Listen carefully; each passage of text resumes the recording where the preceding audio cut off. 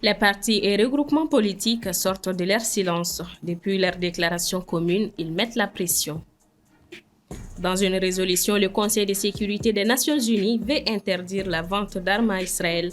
C'est là pour éviter un génocide en Palestine. Classement FIFA, le Mali gagne 3 places sur le plan mondial. Mohamed Kenouvi sera là en fin de journal pour décortiquer l'actualité sportive. Dernier vendredi du mois de Ramadan, fidèles téléspectateurs, bonsoir et bienvenue aux informations sur TM1. Constatant la fin de la durée de la transition, plusieurs partis et regroupements politiques ainsi que des organisations de la société civile du Mali ont, dans une déclaration commune, réclamé dans les meilleurs délais la tenue de l'élection présidentielle. Paul Yapinguesson. Plusieurs partis et regroupements politiques ainsi que des organisations de la société civile constatant la fin de la transition ont réclamé le dimanche 31 mars dernier, dans une déclaration commune, l'organisation de l'élection présidentielle.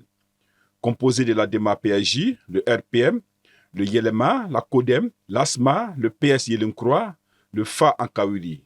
Des regroupements politiques comme Espérant Djigiyakroa, le M5 RFP Malikroa, l'appel du 20 février pour sauver le Mali, EPM, les signataires demandent aux autorités en place, au regard du vide juridique et institutionnel ainsi provoqué, de créer les conditions d'une concertation rapide et inclusive pour la mise en place d'une architecture institutionnelle à l'effet d'organiser dans les meilleurs délais l'élection présidentielle. Le Parena, qui n'avait pas signé la déclaration, l'a paraphé le 3 avril dernier. En clair, il presse les autorités de la transition à s'atteler à l'organisation de l'élection présidentielle en fixant rapidement un chronogramme électoral. Toute chose qui tranche avec la position du gouvernement. On se souvient que lors de sa rencontre avec la classe politique, en moins d'un mois, le Premier ministre a conditionné la tenue d'élections au retour de la sécurité dans le pays sans préciser un calendrier. Dans un mémorandum adressé au Premier ministre, la coalition des forces patriotiques COFOP, un allié de la transition, fait part de ses sentiments sur la situation actuelle du pays et estime qu'il est important de tenir la présidentielle durant l'année 2024 et appelle à adopter un nouveau chronogramme après concertation avec la classe politique. Après une rencontre avec le ministre d'État, ministre de l'administration territoriale, l'URD, autre allié des autorités de la transition, a appelé à travailler avec l'ensemble des forces vives de la nation pour élaborer un chronogramme réaliste pour la tenue des échéances électorales. Dans un mémorandum, le regroupement ARP, Action républicaine pour le progrès, exprime son profond désaccord et dénonce l'incapacité du gouvernement à respecter ses engagements envers le peuple malien pour le retour à l'ordre constitutionnel. Face à cette situation, l'ARP appelle à la démission immédiate du gouvernement et à la mise en place d'un exécutif d'union nationale dans le cadre d'un nouveau dispositif de transition véritablement inclusive. C'est la première fois qu'un nombre aussi important de partis politiques, de regroupements politiques et d'organisations de la société civile appellent à la tenue de l'élection présidentielle depuis le début de la transition en 2020. L'opération Sunkalo Solidarité se poursuit. Ce jeudi, une rupture collective s'est tenue en présence des autorités et d'habitants de la commune 5. Objectif, partager des moments de communion avec le peuple malien. Assetoumani Koulibaly sur les images de Soumaïla Fani. L'objectif de Sunkalo Solidarité depuis sa mise en place par les autorités de la transition est de soulager les populations en cette période de crise énergétique et économique qu'elles rencontrent. Démarré depuis le début du mois de Ramadan, combiné à celui du Carême, plusieurs activités ont déjà été organisées telles que des consultations gratuites, des dons de vivres, des ruptures collectives. Une d'ailleurs était à l'ordre ce jeudi 4 avril. Le but est de partager un moment de communion. Avoir ces instants de partage avec la population, je pense que c'est une très belle initiative. C'est une première et je suis certain que ce ne sera pas une dernière. C'est également un moment pour nous de partager, d'échanger et des échanges qui vont être bénéfiques pour la population et pour nous-mêmes au sein du gouvernement pour nous aider à améliorer davantage ce que nous faisons. Pour les populations, l'initiative est salutaire et à remercier. D'accord. Cette initiative va droit vraiment au cœur. Vraiment, c'est la première fois que nous constatons ce fait. Parce que c'est du tout nouveau. Donc on est joyeux, on l'accueille à bras ouverts. On est très très content de cette initiative, vraiment. L'initiative Sunkalo Solidarité sera close à la fin du Ramadan avec, durant la dernière ligne droite, une remise de vêtements pour la fête du Ramadan aux plus démunis. Depuis le 1er avril, la délégation locale de la Chambre d'agriculture de la commune 3 a lancé la 3e édition de sa traditionnelle foire agricole. L'objectif, selon les organisateurs, vise à promouvoir les jeunes agriculteurs et éleveurs de la dite commune. Djaneba Samake y a fait un tour ce matin. Depuis 2022, cette foire a été initiée pour donner l'opportunité à des jeunes et femmes de faire connaître leurs produits. Cette année, l'accent a été mis sur les transformatrices agroalimentaires et les jeunes agriculteurs et éleveurs de la commune 3. Bon, la particularité de cette année, il y a beaucoup d'engouement, il y a beaucoup de bœufs, mais il n'y a pas un peu d'engouement par rapport à l'achat, quoi. Venez acheter du bœuf, il y a beaucoup de bœufs ici et puis il y a des bœufs à bas prix aussi qui sont de l'embouche avec beaucoup de viande dedans, entre 250 000 et puis jusqu'à 1 million, quoi. C'est ça. Les attentes des organisateurs sont diverses. Laɲini yɛrɛ ka nɔgɔya don sogo la, ka nɔgɔya don nafɛnw la, ka nɔgɔya don fɛn caman na parce que sunkalo ka gɛlɛn. N'a fɔra ko chef de famille k'i ka yala ko ka taa nasɔngɔ ɲini. Sunkalo dépense ka ca. Ni seli sera ko ka misi faga. Bon, ni selimana bɛ san, an b'a fɛ ka nin bɛɛ lajɛlen nɔgɔya. Sani ku t'u yɛrɛ sɛgɛn yɔrɔ wɛrɛ la, u bɛna yan kɛnɛ ka bon. A bɛ sɔrɔ da nɔgɔ n'an fɛ. An y'a prix de jateminɛ, u bɛ prix minnu dila par exemple cathédrale ni ɲamana dralu la, anw ta b'o jukɔrɔ fo 20,000 30. Pour la sécurité des stands et des bœufs, Amadou Diallo et son équipe assurent surtout que la zone est exposée. Depuis an daminɛ misi ma tunu, minɛnw fana bɛ yan, minɛn ma tunu, pɛrɛdi ma don an kun. Misi bɛ san sɔgɔmada fɛ fo su, mais à partir de 23h, an tɛ sɔn misi ka bɔ. À partir de 23h, an tɛ sɔn ka misi ka bɔ. An bɛ sanuw da sɔgɔ quoi. Population bɛɛ, faamaw ni fɛn mɔgɔw mana na, i bɛrɛbɛrɛ ta bɛ sɔrɔ. Ni muso min bɛ cɛ ladiya o, cɛ min bɛ muso ladiya, i ka famille ladiya o. Muso dɔw fana bɛ yen, u bɛna sa ka cɛ ka taa surprise kɛ cɛ la. Ni min nana vraiment, i tɛ taa ka nin, i b'i sagona sɔrɔ. La foire va s'étendre jusqu'à la veille de la fête du Ramadan. Elle vise à rendre les aliments accessibles à la population à des prix abordables, surtout en cette période difficile. Actualité internationale, le Conseil de sécurité de l'ONU a exigé l'arrêt de toute vente d'armes à Israël dans son conflit contre le Hamas à Gaza.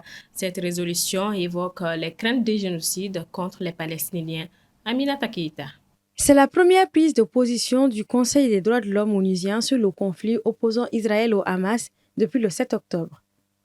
Le texte de résolution amendé le 4 avril évoque les craintes de génocide contre les Palestiniens, ce qui suscite un vif débat. Au total, 28 des 47 membres du Conseil ont voté en faveur du texte. 13 pays, dont la France, l'Inde et le Japon, se sont abstenus et 6 ont voté non, dont les États-Unis, plus proches alliés d'Israël. La résolution exige qu'Israël lève immédiatement son blocus sur la bande de Gaza et toutes les autres formes de punition collective, qu'il mette fin à son occupation du territoire palestinien depuis 1967, y compris Jérusalem-Est, et enfin, la résolution appelle tous les États à cesser la vente, le transfert et la livraison d'armes, de munitions et d'autres équipements militaires vers Israël. Le projet condamne l'utilisation d'armes explosives à large rayon d'action par Israël dans les zones peuplées de Gaza et l'utilisation de l'intelligence artificielle pour aider à la prise de décisions militaires susceptibles de contribuer à des crimes internationaux. Pour le Conseil, cette mesure vise à prévenir de nouvelles violations du droit international humanitaire et des violations et abus des droits de l'homme.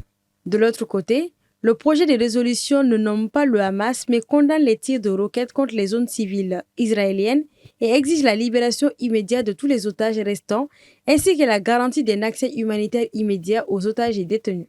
Toutefois, il est important de préciser que le Conseil de sécurité n'a pas de moyens contraignants d'imposer ces résolutions.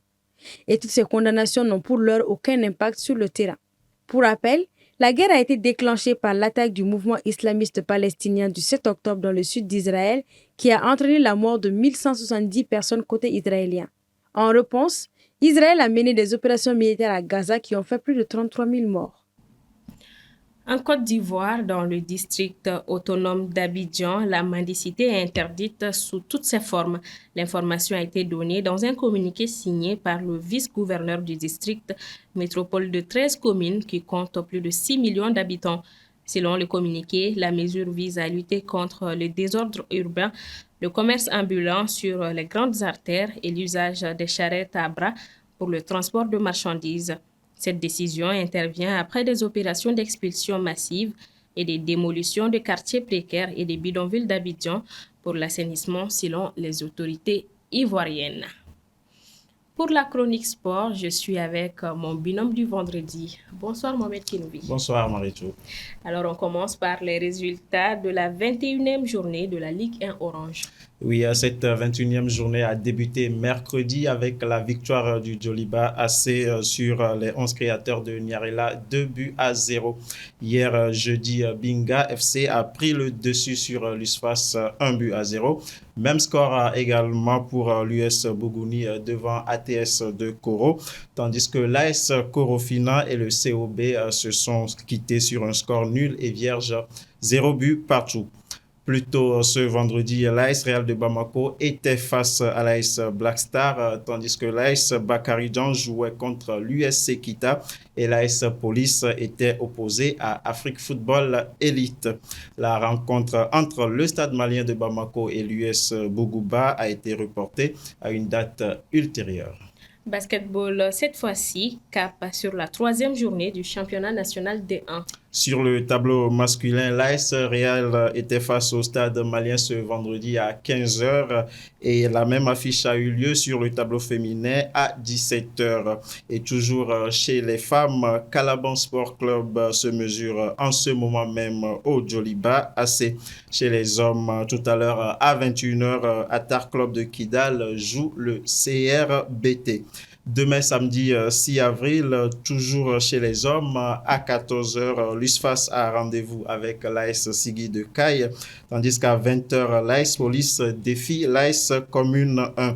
Chez les dames, à 16h, l'USFAS joue le centre Bintou Dembélé et à 18h, l'AS Police affronte l'AS Mandé. À noter que toutes les rencontres se déroulent au Palais des Sports Salamachou Maïga de Bamako. Parlons à présent du classement FIFA. Le Mali gagne 3 places sur le plan mondial. Les Aigles font un bond de 3 places, quittant la 47e pour la 44e place dans le nouveau classement FIFA du mois d'avril, publié hier jeudi par l'instance dirigeante du football mondial. Une progression grâce aux 2 victoires des Aigles lors de la trêve internationale du mois de mars face au Mourabitoun de la Mauritanie et aux Super Eagles du Nigeria sur le score identique de 2-0. Mais les protégés d'Eric Sekouchel restent toujours 8e en Afrique, devant le Cameroun 9e et l'Afrique du Sud 10e. Ce top 10 africain demeure d'ailleurs inchangé, toujours dominé par le Maroc 1er, suivi du Sénégal 2e et du Nigeria 3e. Sur le plan mondial, l'Argentine conserve toujours la tête du classement, suivi de la France. La Belgique, désormais 3e, gagne en revanche une place et devance l'Angleterre. Le prochain classement mondial FIFA sera publié le 20 juin prochain. Tennis pour terminer, Rafael Nadal forfait pour le tournoi de Monte-Carlo. Il faudra encore attendre pour revoir rejouer Rafael Nadal. L'Espagnol de 37 ans a annoncé hier jeudi sur ses réseaux sociaux qu'il était dans l'incapacité de jouer lors du tournoi de Monte-Carlo qui débute lundi 8 avril prochain. Et même si je travaille dur et fais le maximum d'efforts tous les jours avec la volonté de jouer et participer de nouveau aux tournois qui ont été très importants pour moi, la vérité est que je ne peux pas jouer aujourd'hui. Vous n'imaginez pas à quel point c'est dur pour moi de ne pas pouvoir participer à ces événements, a-t-il écrit sur X. Rafael Nadal, qui n'a plus joué depuis début janvier suite à une blessure au tournoi de Brisbane en 2023 déjà, il n'avait pas pu aussi s'aligner que sur 2 tournois. En 2022, il avait également fait l'impasse sur le tournoi de Monte-Carlo avant de jouer à Madrid et Rome et de gagner Roland-Garros. L'objectif de l'Espagnol, comme il l'indiquait en février dernier, reste donc d'être apte pour Roland-Garros 2024 ainsi que les Jeux olympiques joués sur la terre battue parisienne. Mais cela ne semble pas encore gagné pour le Mallorquais. Merci beaucoup, Mohamed Kinoubi, pour toutes ces informations. Je vous en prie, Marie. Bon week-end. Merci, pareil à toi. À vous aussi, fidèles téléspectateurs, merci d'avoir suivi ce 1945. Bon week-end à toutes et à tous.